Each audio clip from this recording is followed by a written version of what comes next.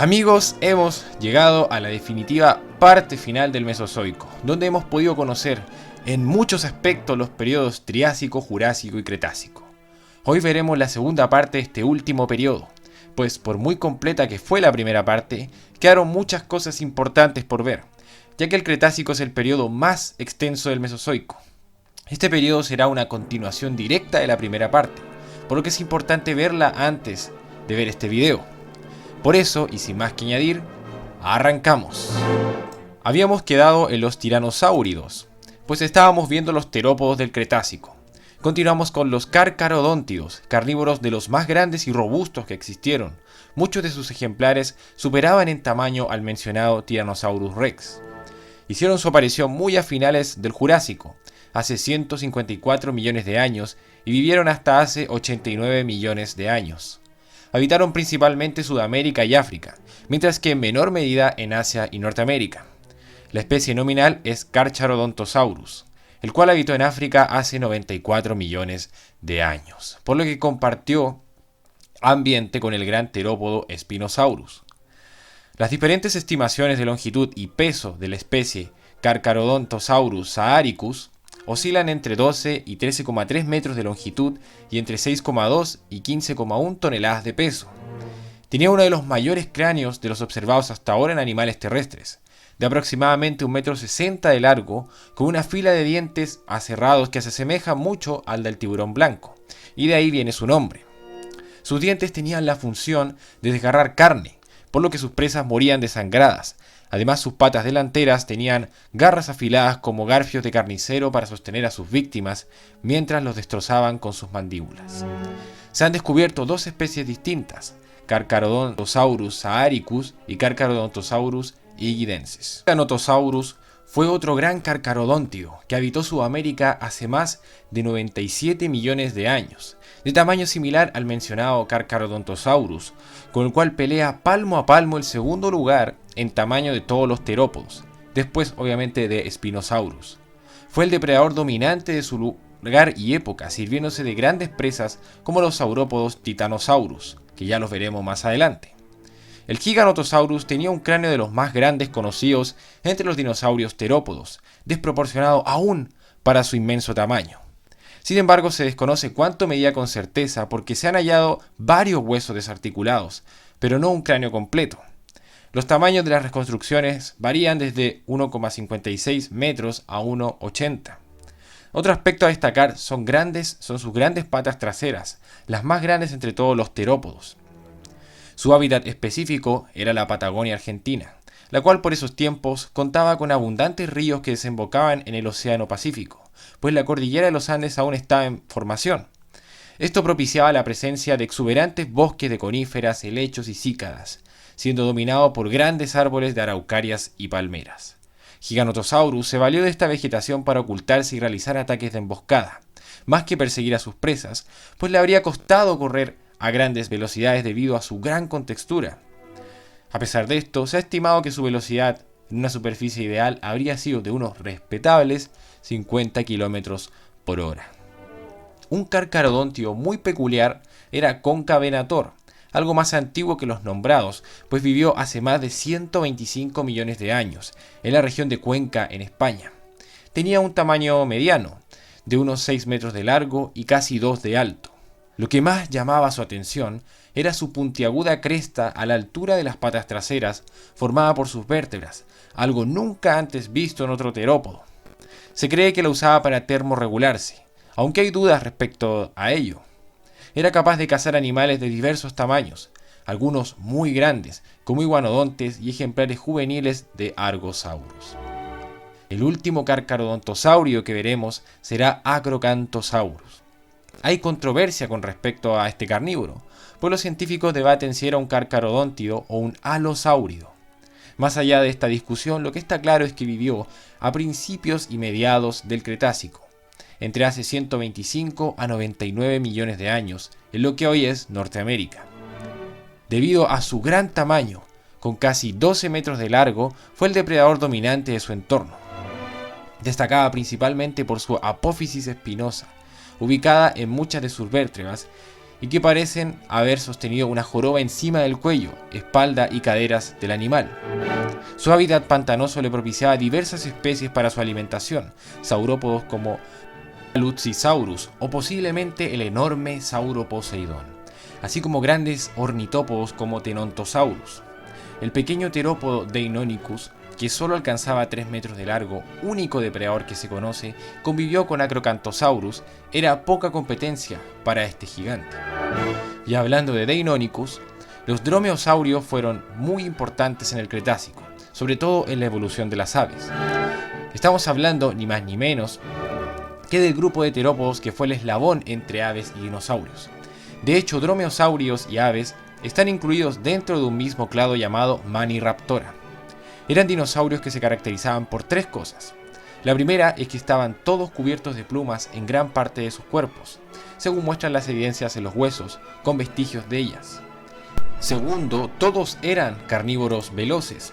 Y tercero, quizás lo más reconocido, era la garra letal que tenían en sus patas traseras, las cuales usaban para desgarrar a sus presas. Hay más características comunes que podríamos nombrar, como su gregarismo y presunto buen raciocinio. Sin embargo, esto variaría mucho dependiendo de la especie. Son muchas las especies de dromeosáuridos, así que abordaremos las más representativas. Partiremos por los más pequeños. Microraptor fue uno de ellos. Con solo 77 centímetros de largo, este carnívoro era capaz de volar, según los descubrimientos que han permitido dilucidar casi con exactitud la distribución de sus plumas. Su hábitat eran los bosques de Asia hace 113 millones de años, donde se desplazaba de árbol en árbol, planeando de manera similar a como lo hacía Archaeopteryx. Se alimentaba de insectos, pequeños reptiles y mamíferos. Su registro fósil es de los mejores, pues se cuenta con 300 especímenes, la mayor cantidad que hay dentro de los dromeosáuridos. Subiendo en tamaño, nos encontramos con el archirreconocido Velociraptor. Quizás sorpresivo es para algunos la aparición de este animal enseguida de Microraptor, pues debido a las películas, en especial las de Jurassic Park, se ha pensado que Velociraptor tenía el tamaño de una persona adulta, pues nada más lejos de la realidad, pues de largo alcanzaba como mucho los 2 metros y de altura los 50 centímetros. Pese a esto era un depredador letal, cazaba en manadas hace 74 millones de años en el desierto de Gobi, en Mongolia. Contaba con plumas como todos los dromeosáuridos, que le servían para la exhibición en el cortejo, la termorregulación o para parecer más intimidante a sus presas. Sin embargo, no podía volar. Eso sí, era bastante rápido, de ahí su nombre, el ladrón veloz, pues alcanzaba los 40 km por hora.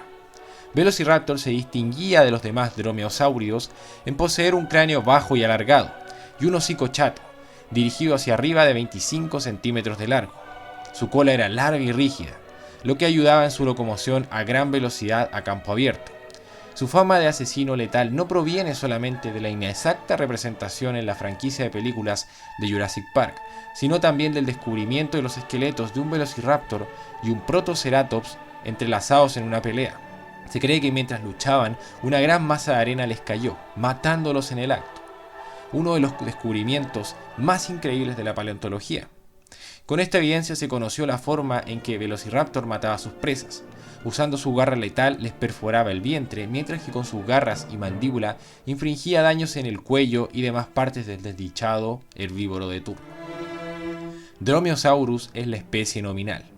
Era ligeramente más grande que Velociraptor y tenía un cráneo mucho más fuerte que este último. Se asemejaba al de un T-Rex en miniatura, con una mordida de sujeción 3 veces más grande que la de Velociraptor. Dromaeosaurus tenía unos ojos notablemente grandes, lo que llevaba a pensar que poseía una excelente visión. Tenía un gran sentido del olfato y oído. Acechó las llanuras norteamericanas hace 75 millones de años.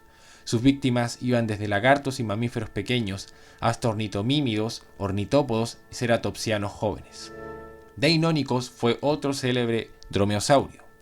Más grande que sus antecesores, llegó a alrededor de los 3 metros de longitud y vivió en Norteamérica hace 110 millones de años. Su descubrimiento revolucionó el campo de la paleontología. Se le denominó el renacimiento de los dinosaurios e inició el debate sobre si los dinosaurios eran de sangre caliente o sangre fría. Antes de esto, la concepción popular de dinosaurios había sido el de reptiles gigantes de andar con paso pesado. Deinonychus dio el puntapié inicial a la idea de que los dinosaurios eran animales rápidos y cercanos a las aves. Sus poderosas garras traseras y delanteras, además de servirles para matar a sus presas, podrían haberlas usado para escalar en los árboles y tener una mejor visión del entorno, como se muestra en esta representación. Una de sus presas favoritas fue el Tenontosaurus, un ornitópodo al cual se han encontrado dientes de Deinonychus cerca de su esqueleto. Para finalizar con los dromeosáuridos tenemos al gran Utahraptor, el más grande del grupo. Un enorme carnívoro de casi 2,5 metros de altura y 6 de largo.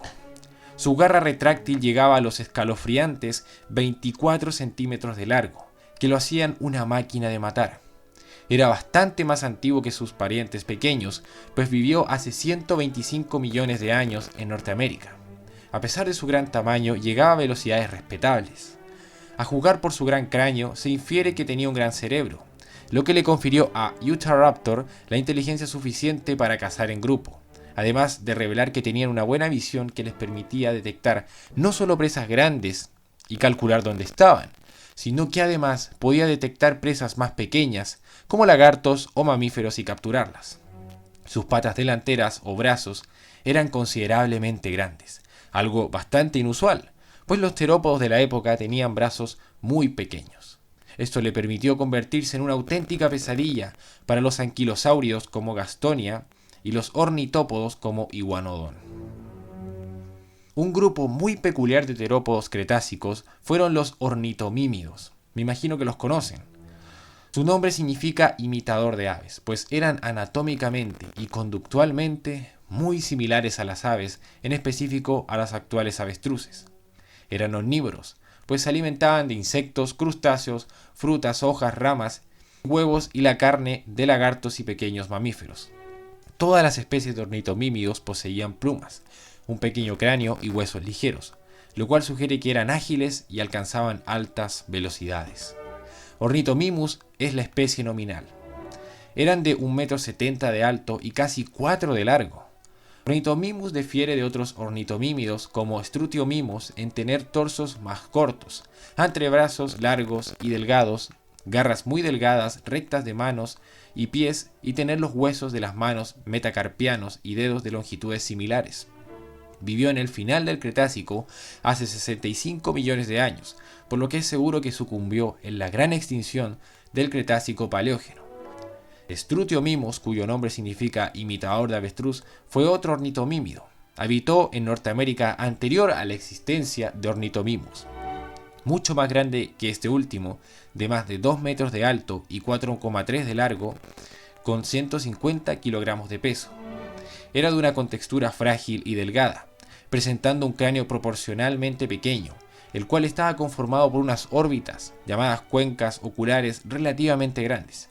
Por lo tanto, se infiere que tenía buena visión. Tenía un hocico sin dientes que presentaba en la punta del premaxilar un pico recto. Es anatómicamente muy similar a un avestruz. La supuesta velocidad del Strutiomimus fue de hecho su única defensa contra depredadores como los dromeosáuridos, Aurornitholestes y Dromeosaurio, y tiranosáuridos como Daspletosaurio y Gorgosaurio, los cuales vivieron en la misma época. Se ha estimado que pudieron ser capaces de correr entre 50 y 80 km por hora y dar 2 zancadas por segundo. Gallimimus es el ornitomímido más conocido por el público en general, por su aparición en las películas de Jurassic Park, principalmente en la primera, donde se le ve correr en manada de un depredador.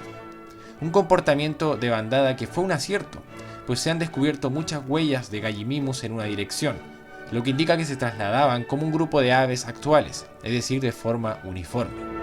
Medían 3 metros de alto y 6 de largo, convirtiéndolos en el ornitomímido más grande de todos. Vivió en lo que hoy es Mongolia hace 70 millones de años. Tuvo que hacer frente a carnívoros como Tarbosaurus y Alioramus. Por último, me gustaría destacar a un grupo igual de peculiar de terópodos, los oviraptores, un clado de dinosaurios manioraptores emplumados que vivieron durante el periodo Cretácico en lo que hoy es Asia y América del Norte. Se distinguen por su característico cráneo parecido al de un loro, que contaba con un pico y en ciertos casos con una cresta en la parte superior. El rango de su tamaño se ubica entre el de Caudipteryx, que tenía las dimensiones de un pavo, y el Gigantoraptor, de 8 metros de longitud y 3,5 de alto, y 1,4 toneladas de peso. Los cráneos de los oviraptorosaurianos son diferentes al de la mayoría de los maniraptores. Cuentan con hocicos reducidos, mandíbulas con pocos dientes o ninguno, y una gran abertura en el hueso inferior de la mandíbula. Algunos tienen crestas óseas en la parte superior del cráneo, como nombramos. Los hábitos alimenticios de estos animales no son del todo conocidos. Se ha sugerido que pudieron haber sido carnívoros, herbívoros, comedores de moluscos o huevos, aunque estas opciones no son necesariamente incompatibles. De la misma forma que los Deinonychosaurus, los oviraptorosaurianos son tan parecidos a las aves que varios científicos las consideran como aves verdaderas, de hecho más avanzadas que Archaeopteryx. Pasamos ahora al grupo de los dinosaurios herbívoros. Empezaremos con los saurópodos. Un grupo muy importante de estos fueron los titanosaurios. Habitaron Asia, América, Europa, África y Australia. Los miembros de este grupo tenían cabezas pequeñas, como acontece con otros saurópodos. El cráneo era ancho, similar al de los camarosaurios y los brachiosaurios, pero más prolongado. Las ventanas de la nariz eran macronarinas, y todos los individuos recuperados hasta la fecha poseen pequeñas crestas formadas por estos huesos nasales.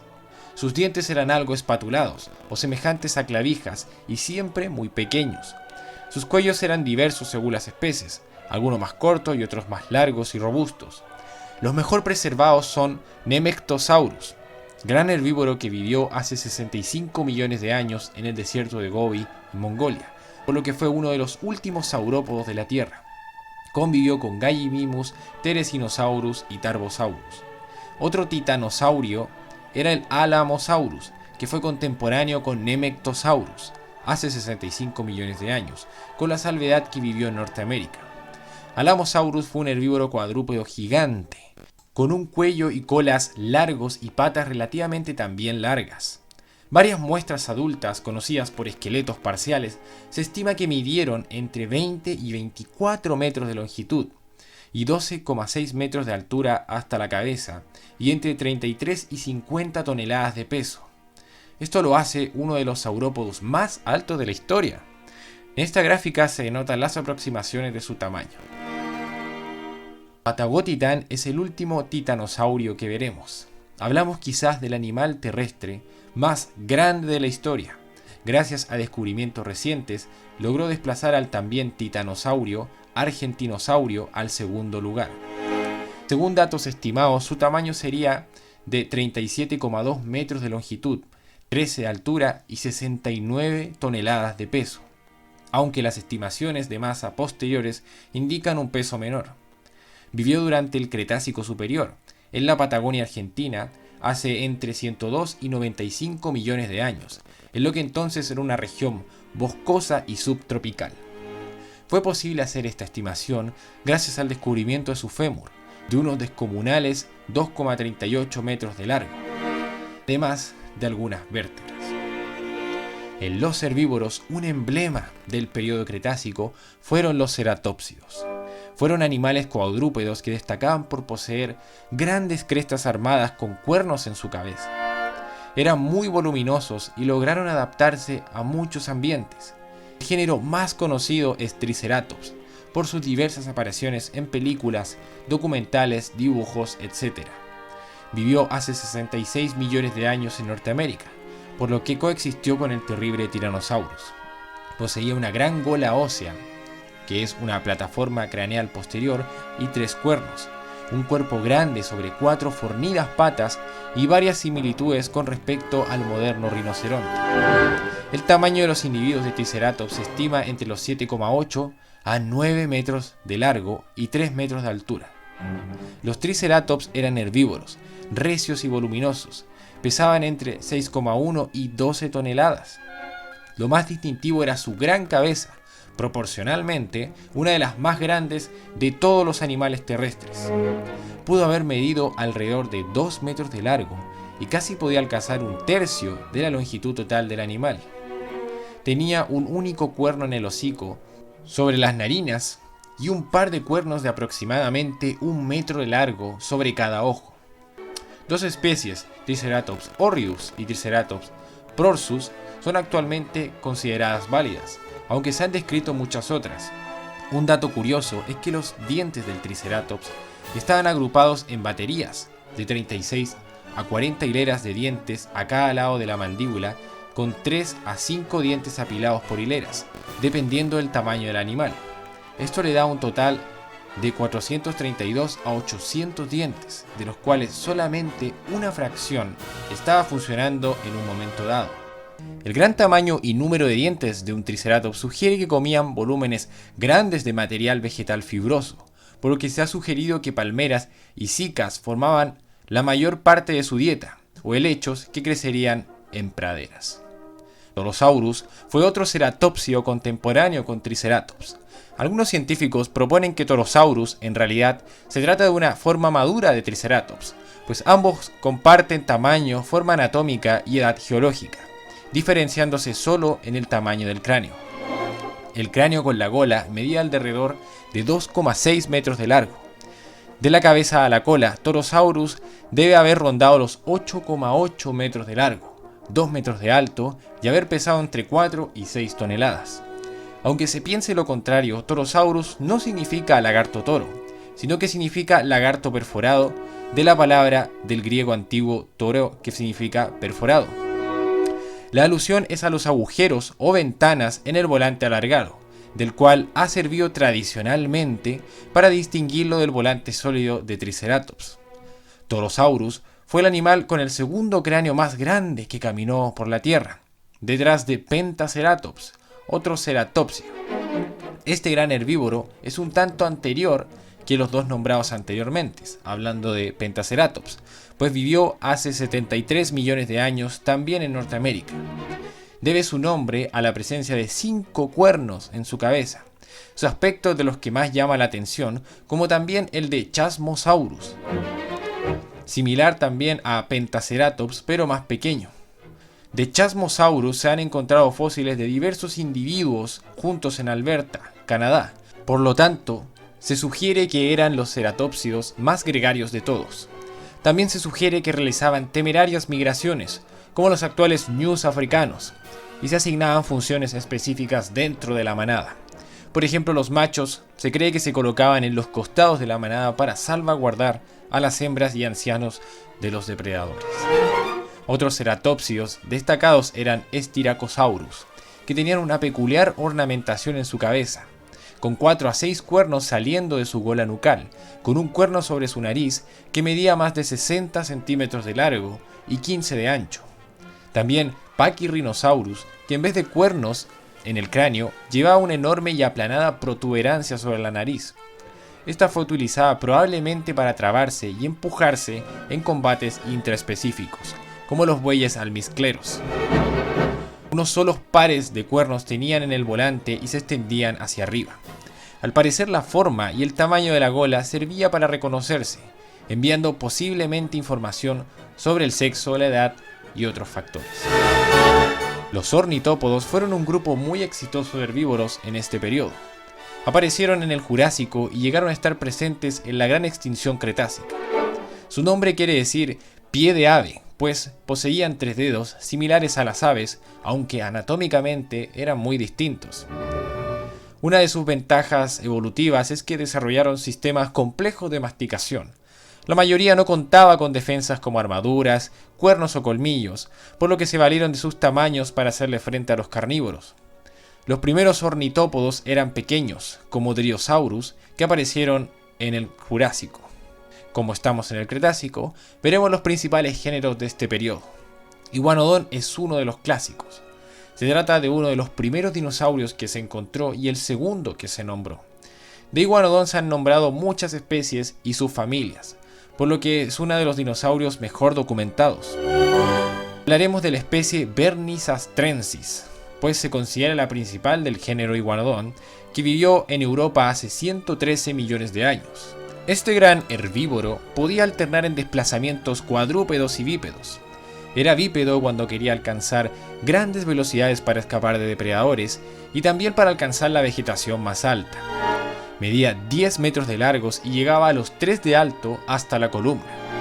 Se destacaba por tener un gran dedo pulgar, cuya segunda falange formaba una garra cónica, muy desarrollada y probablemente dotada con una gruesa cubierta córnea. Los pulgares estaban dirigidos hacia afuera, perpendiculares a los demás dedos. Se postula que los usaban como método de defensa o bien para desgarrar la vegetación. Se desplazaba en manadas y recorría grandes distancias siguiendo los ríos de Europa. A diferencia de otros dinosaurios gregarios, no presentaban demasiado dimorfismo sexual. Dentro de los ornitópodos también está el grupo de los hadrosáuridos, un grupo muy extenso y documentado. Son conocidos vulgarmente como picos de pato. El aspecto más reconocible de la anatomía de los hadrosáuridos son los huesos rostrales aplanados y alargados lateralmente, lo que le da la apariencia del pico distintivo de los patos. Asimismo, algunos géneros de hadrosáuridos también tenían crestas masivas en las cabezas, probablemente para la exhibición en el cortejo. Fueron más comunes en el Cretácico tardío y descienden, precisamente, de los iguanodontianos del Jurásico tardío y Cretácico temprano. Algunos de ellos eran Edmontosaurus, Parasaurolophus, el cual es uno de los más llamativos por su cresta en forma de martillo, Britosaurus, Lambeosaurus y Mayasaura, que debe su nombre, reptil buena madre, pues cerca de sus restos se encontraron muchos nidos. Por ello, a ese lugar se le llamó la Montaña de los Huevos, que se encuentra en Montana. Se cree que estos dinosaurios cuidaban a sus hijos y los alimentaban hasta avanzadas edades, algo muy raro entre dinosaurios, que por lo general dejaban a sus crías a sus suertes. El último de los herbívoros que veremos será el grupo de los paquicefalosáuridos, que representaban una familia perteneciente a los paquicefalosaurianos. Los paquicefalosáuridos eran bípedos, de tamaños medianos, que poseían un fuerte cráneo, equipado con protuberancias, cuernos y coronas que usaban para combates intraespecíficos, aunque también no se descarta la teoría de que los usaban para defenderse. Algunos eran, por ejemplo, Pachycephalosaurio, el más conocido de todos, uno de los últimos dinosaurios, pues desapareció con la gran extinción de hace 66 millones de años. Se cree que era omnívoro. Llamaba la atención el grosor de la parte superior del cráneo, con 25 centímetros. Poseía largas patas y cortos brazos. Pachycephalosaurio es el paquicefalosáurido más grande conocido, midiendo entre 4,5 a 5 metros de longitud y de hasta 2.000 kilogramos de peso. Stygimoloch fue un paquicefalosáurido más pequeño, con un cráneo parecido al de un dragón.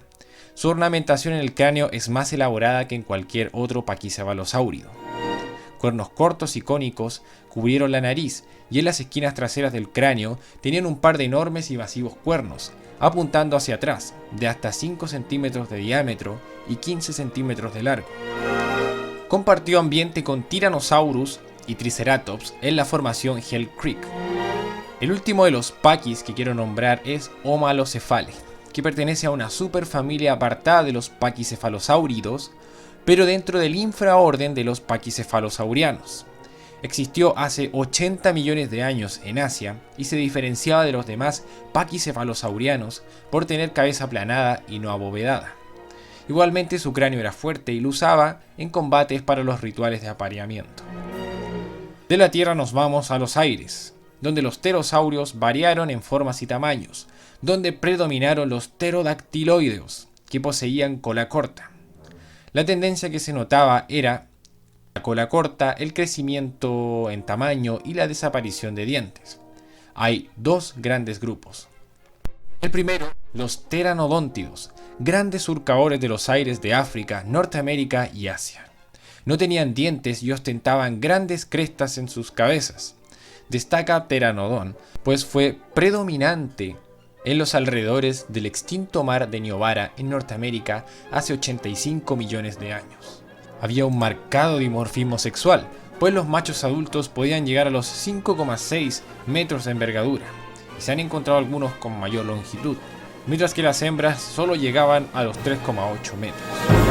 La característica más distintiva de Pteranodon es su cresta craneal.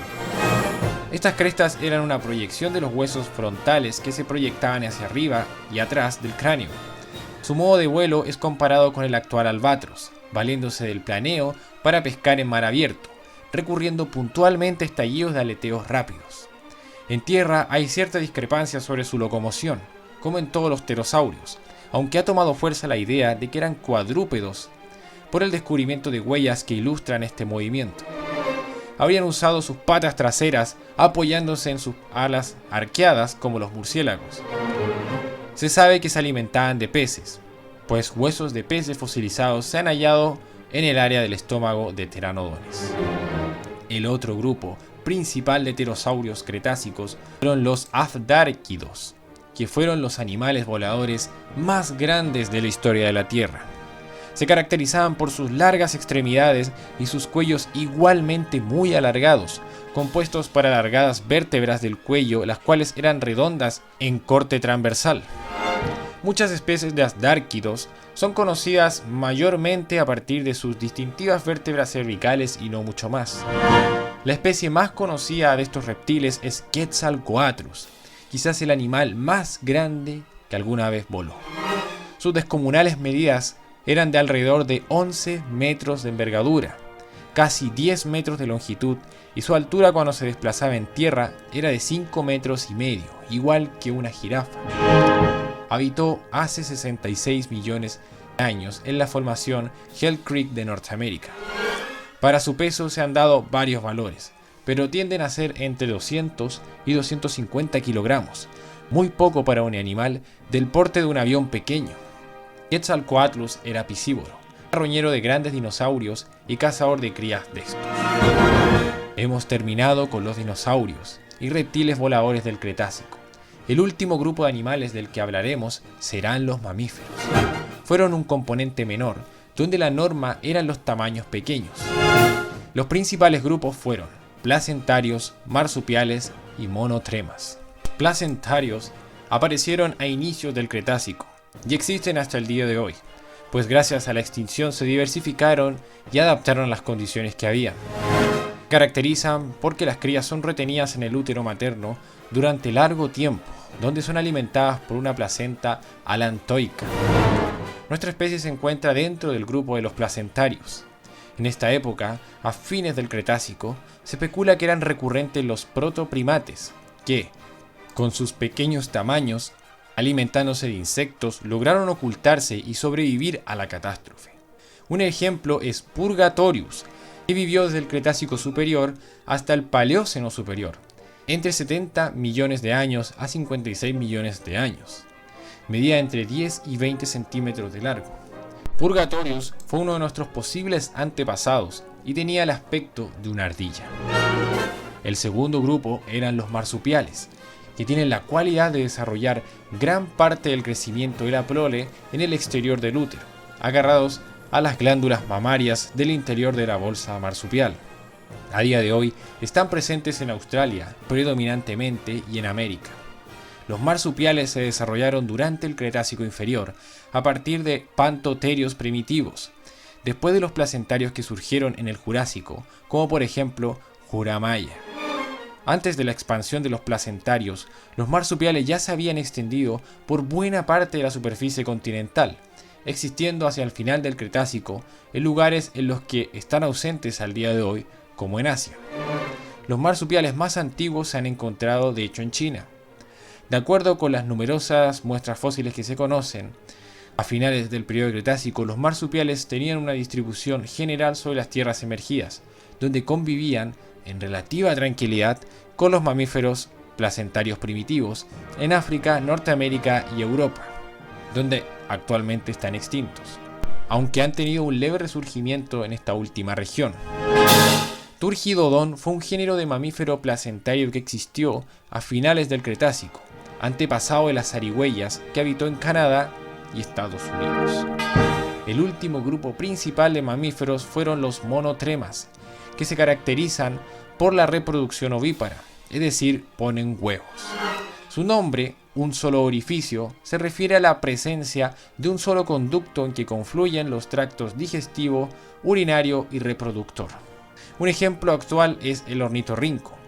En el Cretácico aparecieron luego de descender de los primeros mamíferos del Jurásico, como Megazostrodon. Los más antiguos monotremas eran similares a los ornitorrincos como Steropodon, que vivió en Australia hace 110 millones de años. El único fósil disponible es un trozo de mandíbula opalizada con 3 molares. Gracias a esto, se estima que su tamaño llegó a ser igual que el de un gato.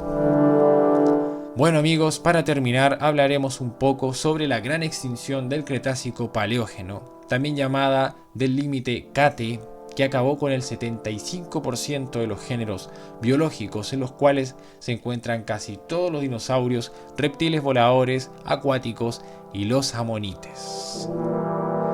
La causa de la extinción masiva tiene varias hipótesis, aunque la que más fuerza tiene entre la comunidad científica internacional es la ofrecida por Luis y Walter Álvarez, padre e hijo, físico, ganador del premio Nobel y geólogo respectivamente. Vamos a hablar un poco de esta teoría. En el año 1980, investigadores liderados por ellos descubrieron una alta concentración de iridio en muestras tomadas de las capas intermedias de los periodos Cretácico y Terciario de todo el mundo. Terciario también se le llama al Paleógeno. El iridio es un elemento presente en su mayoría en asteroides y demás objetos extraterrestres, por lo que se propuso la teoría del impacto de un meteorito. El lugar del impacto que se propuso posteriormente a este descubrimiento es Chicxulub, conocido como el cráter de Chicxulub. La edad de las rocas y los análisis isotópicos mostraron que esta estructura data de finales del periodo Cretácico, hace aproximadamente 65 millones de años. Este cráter, ubicado en México, tiene un diámetro de 180 kilómetros. La estimación más habitual del tamaño que podría tener el objeto extraterrestre que impactó es de 10 kilómetros de diámetro, ingresando a, escuchen bien, 75.000 kilómetros por hora en la atmósfera. Luego la gravedad ayudó a acelerar esa velocidad, dotándolo de una potencia destructiva equivalente a 50 millones de megatones, o más, superior a todo el arsenal nuclear fabricado en la historia de la humanidad. A esa velocidad, el asteroide o cometa tardó unos 5 segundos en cruzar toda la atmósfera e impactar contra el lecho del océano. Se cree, sin embargo, que fueron muchos los impactos que recibió la Tierra hace 65 millones de años. Se han encontrado cráteres en la India y Ucrania. Esta teoría se la conoce como la de múltiples impactos. Siguiendo con la hipótesis de los Álvarez, el asteroide, al ingresar a la atmósfera, habría generado una fricción tal que elevaría la temperatura del asteroide o cometa a unos 3000 grados centígrados. Dicha temperatura se propagaría en forma de calor y luz cegadora. Esta radiación calorífica incrementaría la temperatura del aire hasta los 300 grados en un radio de unos 800 kilómetros y probablemente superaría los 2000 en la zona del impacto, también llamada zona cero, lo que terminaría acabando con cualquier forma de vida en los alrededores cercanos al impacto. Esto vendría acompañado de una veloz onda expansiva, al igual que las detonaciones nucleares, con vientos que arrasaron con todo a su paso a 200 km por hora. Y la cosa no termina ahí, pues el impacto habría propagado ondas de choque, ocasionando un megaterremoto de 12 grados Richter. Y por si eso fuera poco, el asteroide, con la fuerza y calor que venía, evaporó el agua en un radio de alrededor de 300 kilómetros y ocasionó olas gigantescas de 2 comunales 1000 metros de altura, que arrasaron con todo miles de kilómetros a la redonda, cubriendo con agua y sedimentos todo a su paso y acabando con la vida que resistió al impacto. Mientras la nube ardiente continuaba propagándose por el planeta, las eyecciones expulsadas a la estratosfera por el impacto y el terremoto volvieron a caer, formando una lluvia de meteoritos. Por último, la gran nube de polvo que levantó el impacto tapó la luz del sol, por tiempos que varían entre semanas, meses e incluso años, lo que provocó que las plantas no recibieran luz y murieran. Sin plantas tampoco podían sobrevivir los herbívoros y por ende los carnívoros, lo que se conoce como efecto dominó. Las demás hipótesis hablan de una intensa actividad volcánica a fines del periodo en cuestión. Como evidencia se tienen los traps del Deccan en la India, que al igual que la nube de polvo del asteroide, Las erupciones taparon la luz del sol afectando la fotosíntesis, aunque esta extinción habría sido más lenta y progresiva, con una duración de entre 2 millones a 800.000 años. Bueno amigos, hemos llegado al final de este video, que terminó siendo mucho más largo de lo que pensaba, pero que me ha dejado muy satisfecho, pues creo, en mi humilde opinión, que ha abarcado gran parte de los temas de interés del Cretácico. Espero que les haya gustado el video tanto como a mí me gustó hacerlo. Sin más que añadir, me despido hasta la próxima. Chao.